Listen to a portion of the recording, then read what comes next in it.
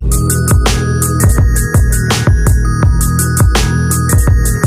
हिंद साथियों, shark education point में आपका स्वागत है। और हाँ, यदि आप इस चैनल पर नया आए हैं तो प्लीज हमारे चैनल को लाइक, शेयर और सब्सक्राइब करना ना भूलें। तो आइए अब हम चलते हैं अपने सब्जेक्ट पे, साइंस यानी कि विज्ञान पे। तो जैसा कि हम आप लोगों को पिछले वीडियो में चर्चाएं कर चुके हैं, हम आपके साथ चर्चाएं किए हैं कि इसमें हम पढ़ रहे थे सेल के बारे में। हम ये पढ़ रहे थे कि सेल को अध्ययन को क्या कहते हैं, सेल के कितने प्रकार होते हैं, सेल क्या होता है, इसके बारे में विविध चर्चाएं हम पिछले वीडियो में कर चुके हैं। यानी कि हम आपको बताया था कि सेल पढ़ रहे थे, थोड़ा सा रिवीजन कर लेते हैं। साइंस यानी कि सेल यानी कि कोशिका, इसके अध्ययन को हम कहते हैं क्या, साइटोलॉजी। क्या कहते हैं इसको, साइटोलॉजी। अब इसमें जो होता है इसमें दो होता है, इसको दो भागों में बांटा गया है। एक हमारा होता है प्रोकैरियोटिक और दूसरा हमारा होता है यूकैरियोटिक। यानी कि इसके बारे में पिछले वीडियो में पढ़ चुके हैं। अब आइए नेक्स्ट जो हमारा चलता है वो है हमारा जीव द्रव्य। क्या है हमारा जीव द्रव्य? जीव द्रव्य यानी कि अगर इसको देखें तो इसको कहते हैं क्या, प्रोटोप्लाज्म। प्रोटोप्लाज्म। तो आइए इसके बारे में हम कुछ चर्चाएं कर लेते हैं। प्रोटोप्लाज्म होता क्या चीज है? तो किसी भी कोशिका में, कोशिका झिल्ली के अंदर जो भी द्रव्य भरा होता है उसको क्या कहते हैं हम, जीव द्रव्य अर्थात प्रोटोप्लाज्म कहते हैं। अर्थात ये होता किस लिए है, जो भी हमारा ऑर्गन होता है, जो भी पार्ट्स होता है, कोई भी जो भी सेल बनी होती है, उसके एक सेल मेम्ब्रेन होती है, उसके आसपास जितने भी इसमें क्या होते हैं, लिक्विड टाइप भरे होते हैं यानी कि द्रव्य भरे होते हैं। और इस द्रव्य को हम क्या कहते हैं, जीव द्रव्य कहते हैं। इसी को हमारा क्या है, जीव द्रव्य। ये जो होता है हमारे जो भी पार्ट्स होते हैं, सबकी सिक्योरिटी के लिए अर्थात सुरक्षा के लिए यह होता है। तो इसमें आइए पढ़ते हैं क्या होता है। इसकी खोज कब हुई थी, किसने किया, कब किया? तो सबसे पहले जीव द्रव्य की खोज किया था इसको डुजार्डिन महोदय ने। कौन किया था इसको? डुजार्डिन यानी कि डुजार्डिन महोदय ने सर्वप्रथम इसको, डुजार्डिन महोदय ने इसकी खोज किया था। कब? 1835 ईस्वी में। सन 1835 ईस्वी में डुजार्डिन महोदय ने इसकी खोज किया था। किसकी? जीव द्रव्य की। लेकिन डुजार्डिन महोदय ने जब इसकी खोज किया तो इसका नाम जीव द्रव्य नहीं रखा था। इसका नाम इसका नाम रखा था, क्या था, सारकोड। इसका क्या नाम था, सारकोड। यानी कि डुजार्डिन महोदय ने सन 1935 ईस्वी में इसकी जीव द्रव्य की खोज किया था और उसका नाम क्या रखा था, सारकोड। तो अब इसी में आते हैं दूसरे आते हैं कौन, इसमें आते हैं हमारे दूसरे महोदय यानी कि पुरकिंजे। ये हमारे हो गए कौन, पुरकिंजे महोदय आते हैं किसमें, 1840 ईस्वी में, सन 1840 ईस्वी में। और इन्होंने जीव द्रव्य का नाम क्या रखा, जीव द्रव्य।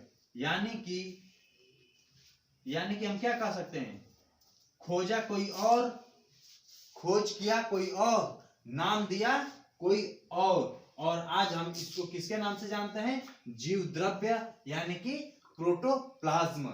अर्थात सन 1835 ईस्वी में डुजार्डिन महोदय ने किसका खोज किया, जीव द्रव्य का खोज किया और उसका नाम क्या रखा, सारकोड। लेकिन 1840 ईस्वी में पुरकिंजे महोदय ने जीव द्रव्य का नाम क्या रखा, जीव द्रव्य नाम रखा। अब इसको कहा जाता है क्या, इसको कहते हैं जीवन का भौतिक आधार। जीव द्रव्य क्या है, जीवन का भौतिक आधार। इसको कहते हैं क्या, जीवन का, यानी कि जीव द्रव्य क्या है, जीव द्रव्य जीवन का भौतिक आधार है। जीव द्रव्य जीवन का भौतिक आधार यानी कि प्रोटोप्लाज्म यानी कि फिजिकल, इसको क्या कहेंगे, फिजिकल बेसिस ऑफ लाइफ। यानी कि इसको क्या कहा गया है, जीव द्रव्य को जीवन का भौतिक आधार कहा गया है और इसको कहने वाले वैज्ञानिक कौन है? हक्सले महोदय ने इसको कहा है। कौन कहा है इसको? हक्सले महोदय ने इसको कहा है। और दोस्तों ये जो हमारा पॉइंट है ये मोस्ट इंपॉर्टेंट हमारा ये पॉइंट है, क्योंकि अक्सर परीक्षाओं में ये प्रश्न पूछ लिया जाता है और ये प्रश्न आया भी है और आने की संभावना भी है कि जीवन का भौतिक आधार किसे का। देखिए इसमें से 2-3 प्रश्न बनते हैं।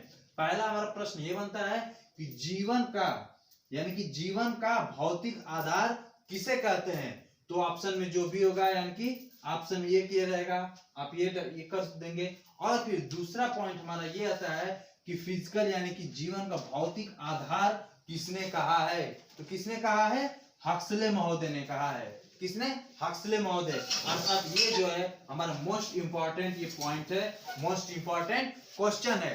तो आइए इसमें देख लिए कि पुरकिंजे महोदय ने इसका नाम दिया है और डुजार्डिन महोदय ने इसको क्या किया? इसका खोज किया। डुजार्डिन महोदय ने इसका खोज किया है और नाम कौन दिया है? पुरकिंजे महोदय। और ये जो जीव द्रव्य है पॉइंट, ये जो जीव द्रव्य है यह बना किसका होता है? बना होता है ये केंद्रक यानी कि केंद्रक और कोशिका द्रव्य। और किसका बना होता है? कोशिका द्रव्य। यानी कि ये हमारा जीव द्रव्य जो हो गया यह बना किसका है? केंद्रक और कोशिका द्रव्य से मिलकर बनता है क्या? जीव द्रव्य। ठीक है। अब आइए अब देखते हैं कोशिका झिल्ली क्या होती है। नेक्स्ट पॉइंट ये तो चल नहीं रहा। हमारा क्या है? कोशिका झिल्ली। कोशिका झिल्ली यानी कि सेल मेम्ब्रेन। क्या ये? सेल मेम्ब्रेन यानी कि कह सकते हैं क्या? Cell membrane. अर्थात ये जो कोशिका झिल्ली जो होती है यह एक प्रकार का हमारे एक कवच का काम करती है। जो सेल होती है, जो बॉडी का सेल जो होती है ना, उसको क्या करती है? एक कवर का काम करती है, एक उसको सिक्योरिटी का काम करती है, लेयर का काम करती है। कौन? कोशिका झिल्ली। अर्थात झिल्ली से आप समझ लीजिए, झिल्ली मतलब क्या होता है? एक प्रकार का ऐसा चीज, एक ऐसा मतलब पदार्थ, ऐसा या जो भी पार्टिकल जो किसी चीज को क्या करे? कवर की रहे, जो किसी चीज को ढकी रहे। तो ठीक उसी प्रकार कोशिका झिल्ली जो है सेल को क्या करती है? एक कवर लगा के रखती है। अर्थात चोट, जो भी चोट लगता है, चोट हो गया या फिर एक्सटर्नल एनी अफेक्शन से, एनी अफेक्ट से मतलब एक्सटर्नल अफेक्ट जो भी क्या है? एक्सटर्नल जो है अफेक्ट जो भी है उसे क्या करती है? ये बचा के रखती है। कौन? कोशिका झिल्ली, सेल मेम्ब्रेन। इसकी जो मोटाई होती है उसकी मोटाई कितना होती है? 75 एंगस्ट्रॉन यानी कि 75 एंगस्ट्रॉन इसकी क्या होती है? मोटाई होती है। तो देख लेते हैं मोटाई होती कैसी है। और यह जो बनी होती है वो 2 चीज से मिलके बनी होती है।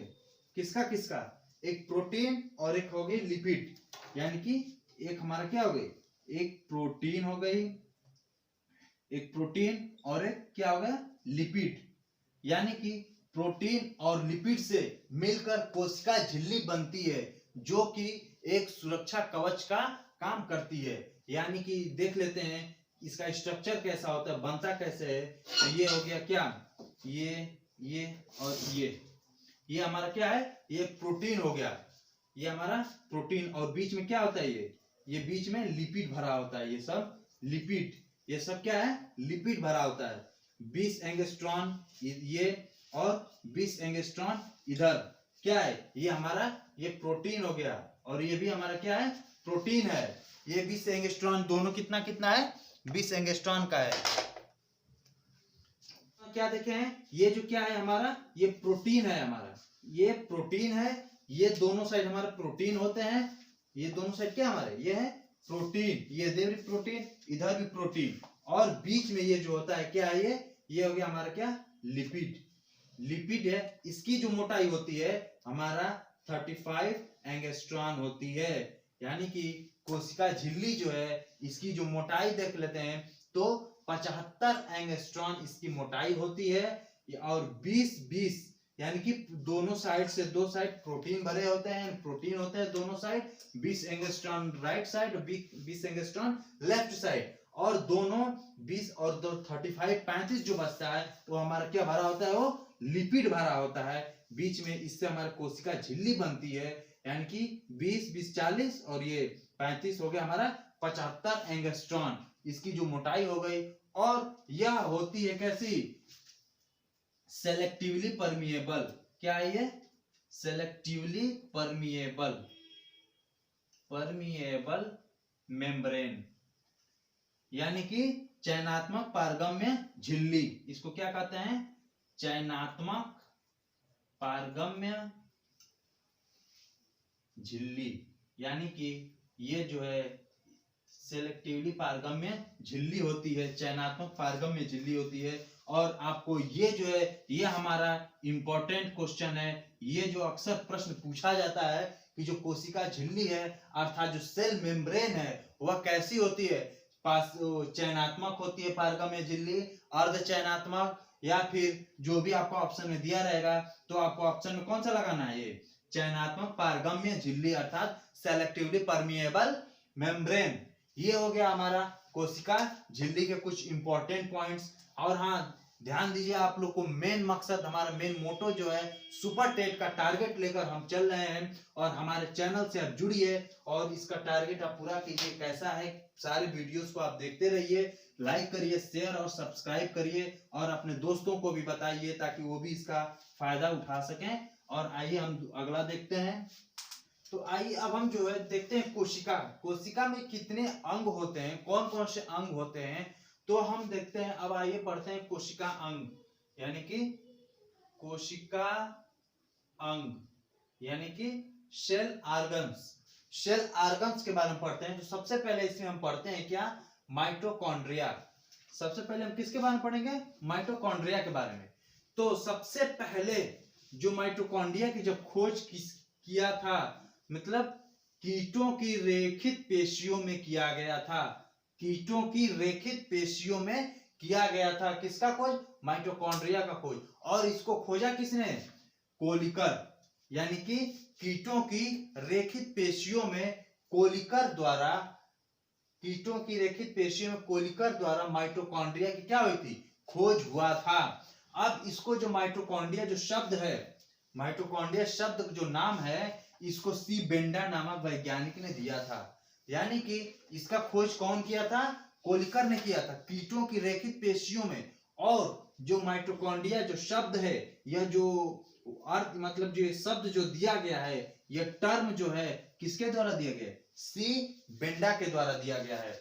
अब इसमें जो है कौन कौन से, आइए हमारा माइटोकॉन्ड्रिया का ये शेप होता है, ये शेप इसमें, अब इसमें समझते हैं शेप में क्या क्या है, इसमें क्या क्या। तो सबसे पहले ये दोहरी झिल्ली इसमें होती है।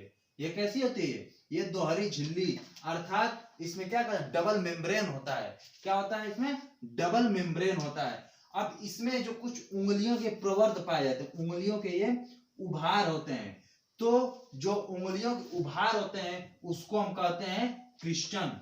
क्या कहते हैं इसको, क्रिस्टन कहते हैं। किसको, ये जो उंगलियों के उभार जो है इसको हम कहते हैं क्रिस्टन कहते हैं। और ये जो उंगलियों के उभार के ऊपर ये डॉट डॉट डॉट, इस पे एक डॉट डॉट पड़ा होता है, इसको हम कहते हैं ऑक्सीसोम पार्टिकल।